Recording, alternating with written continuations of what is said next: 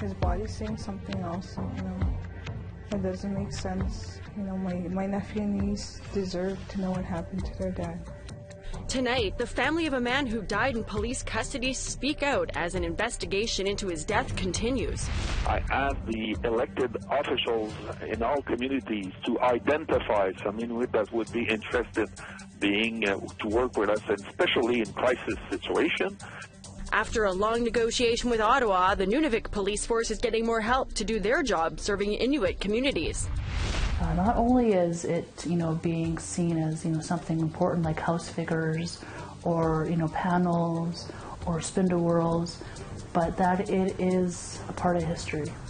And a Coast Salish artist shares some of her experience as the resident artist of Stanley Park in Vancouver.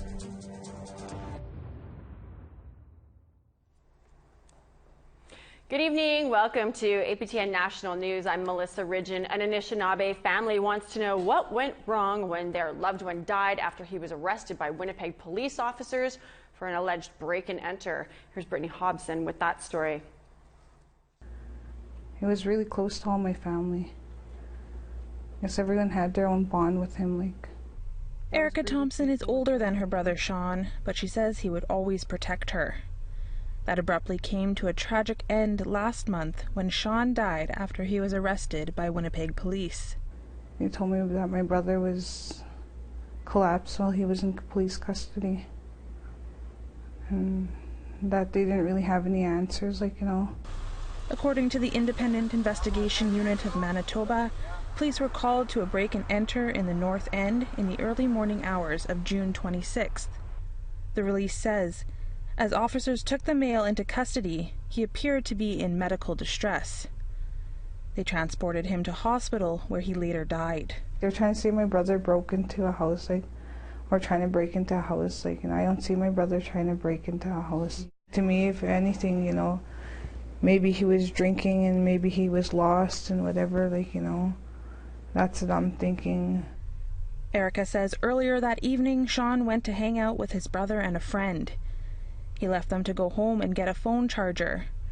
She says when the family went to identify the body, they noticed numerous injuries. The bruising is all the way right here on both arms, all the way here.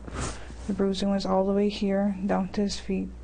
And then there was some marks right here in his neck. The 30-year-old was a father of 2. He loved to spend time with his kids. Erica says a sudden death doesn't make sense because he did not suffer from any medical conditions. His body's saying something else, it doesn't make sense. My nephew and niece deserve to know what happened to their dad. The family is originally from Little, Saskatchewan, one of the communities devastated by the 2011 flood. Erica says at the time Sean had more than $10,000 on him from the recent flood settlement, but less than $1,000 was recovered by police. Sean was the second youngest in a family of 5 siblings. He often looked after his mother, Norma. Well, sometimes I think I'm strong enough, and then I'm not, I at the funeral, I didn't cry. And then I told them I'm trying to be strong for you kids, It's not like I don't care, but it was all cried out already by them. The family is left with more questions than answers.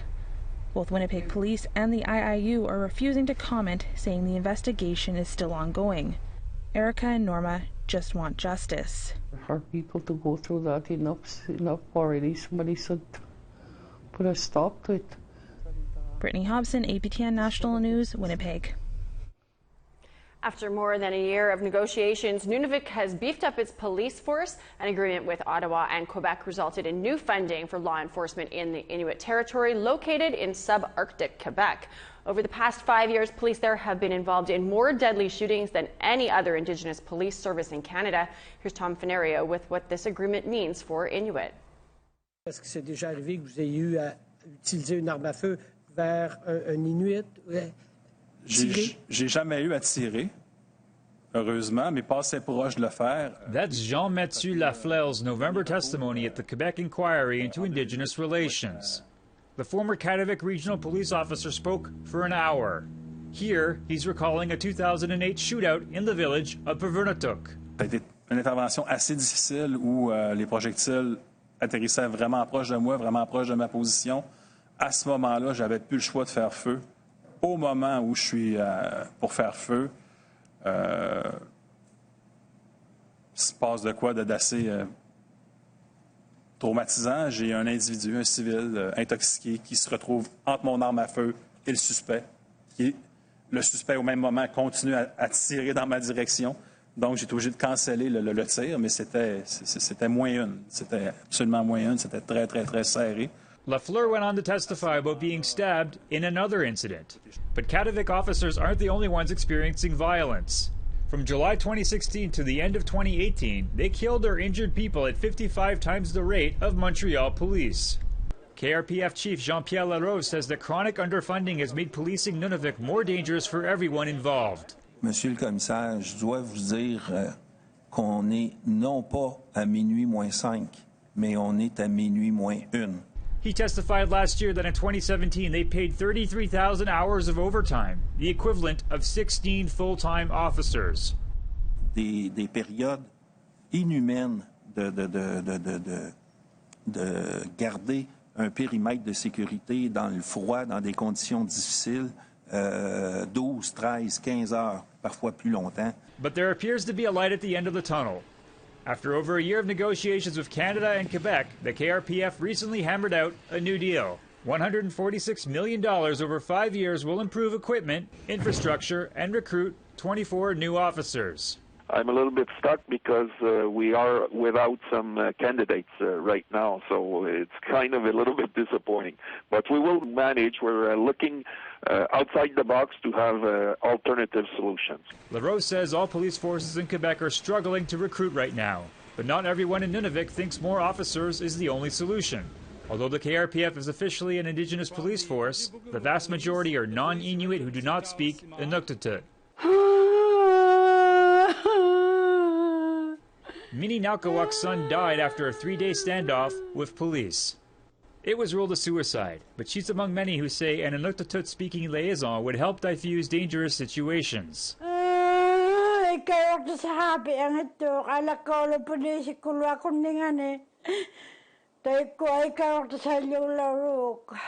Naukawak has an ally in the Quebec report released by the National MMIWG inquiry.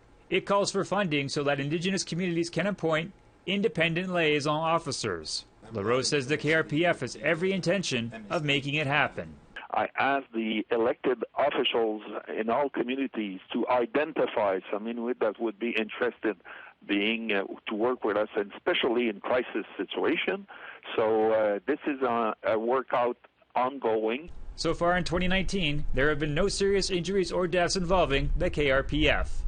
And now, for the first time in years, there's optimism that incoming resources will help keep it that way. Tom Finario, APTN National News, Montreal. We want to hear what you think, and here's how you can continue the conversation.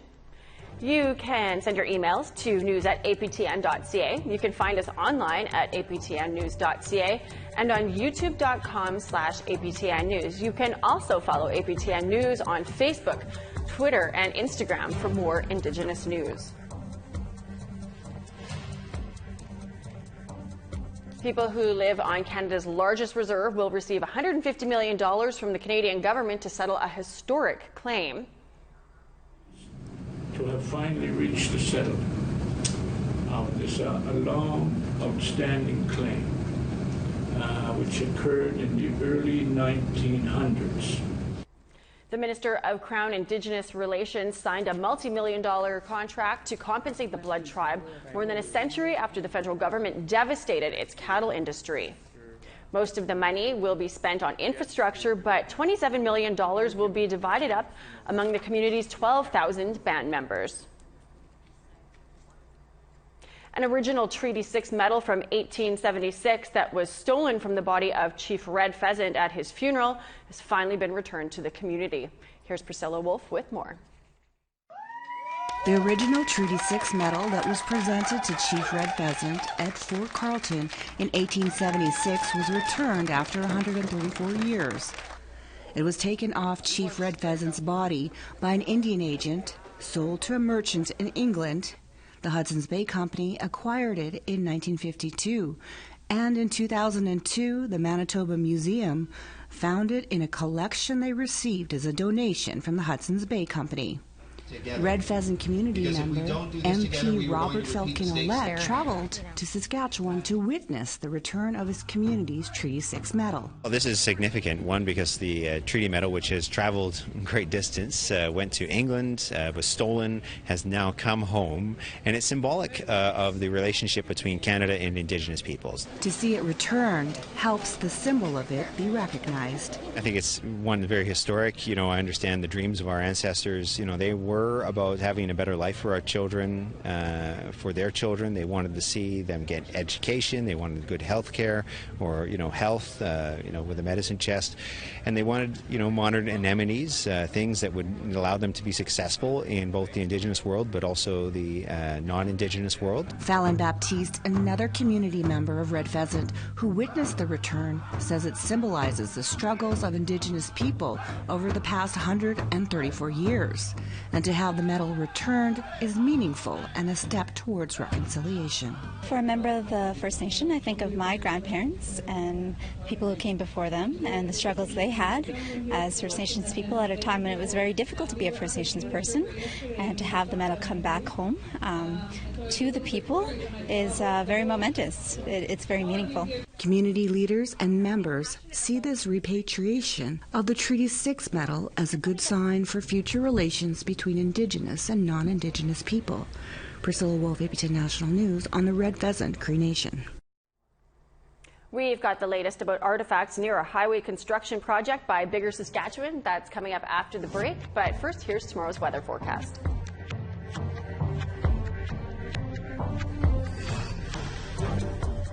To the east coast, we have 24 in cloud in St. John's, 30 in sunshine in Halifax, 22 in cloud in Happy Valley Goose Bay, 9 in Kuujjuaq, 23 for Val-d'Or in sunshine, 28 and rain in Sarnia, 26 in Sault Ste. Marie in sunshine, 24s for Thunder Bay and Sioux Lookout in sunshine, Big Trout Lake, same thing, 23 and sunny in Churchill, 24 and rain in God's Lake, 26s for Gimli and Winnipeg in sunshine, 25 in cloud in Saskatoon and Regina and Estevan, 26 in sunshine in Stony Rapids, 24 in sunny in La Ronge.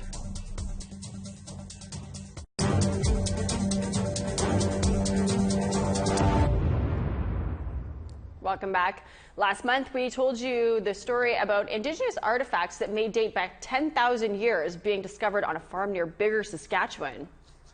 Problem is, the site was going to be destroyed to build a road.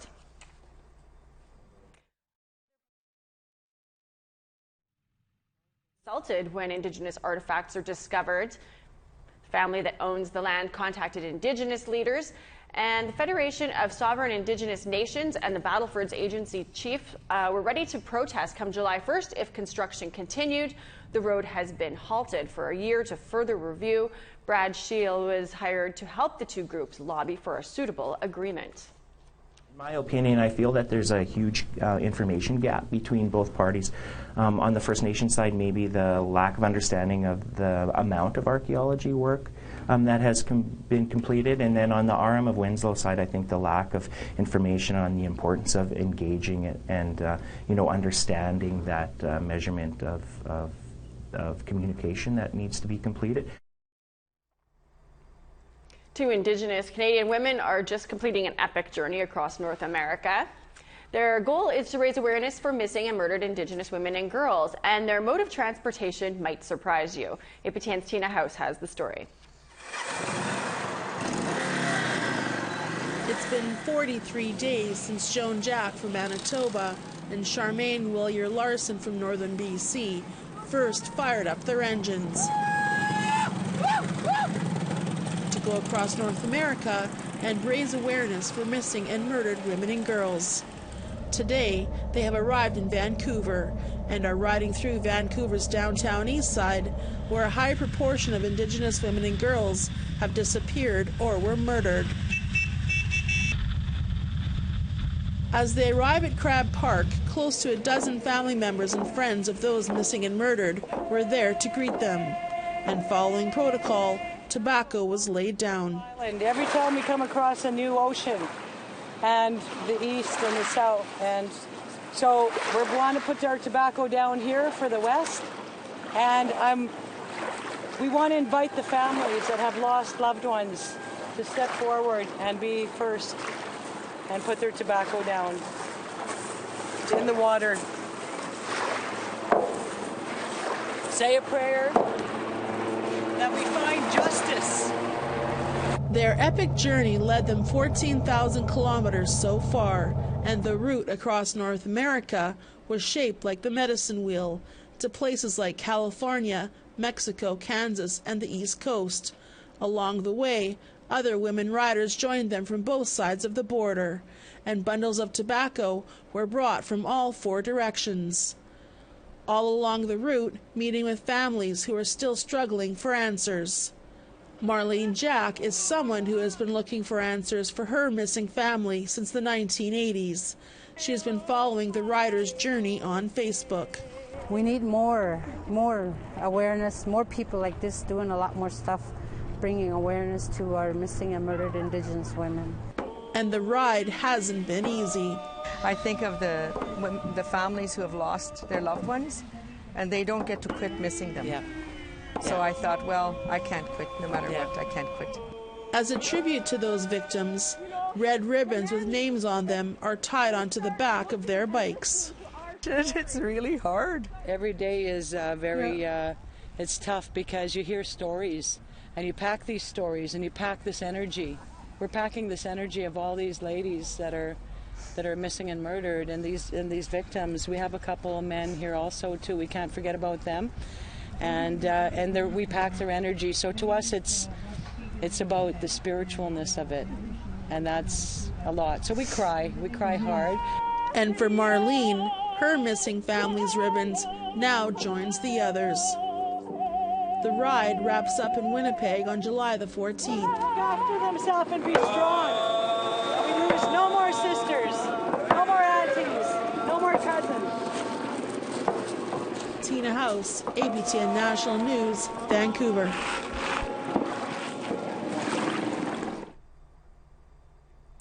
We need to take a quick break, but when we come back, a rare story of a Coast Salish carver who happens to be a woman. First, here's the rest of tomorrow's weather.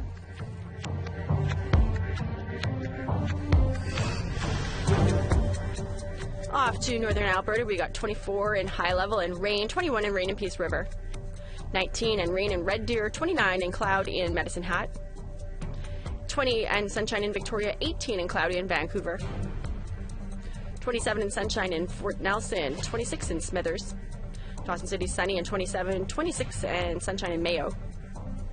Norman Wells is 17 in cloud, as is Wrigley, 21 for Fort Simpson. Tuck is in it with the mix of sun and cloud and 4 degrees, 13 and cloud in Colville Lake. 9 in Cambridge Bay and cloudy, 18 and rain in Arviat, 9 and sunshine in Repulse Bay. Tallyoak is 15 with a mix of sun and cloud, 8 and mostly sunny in Arctic Bay, and 8 and rain in Iqaluit.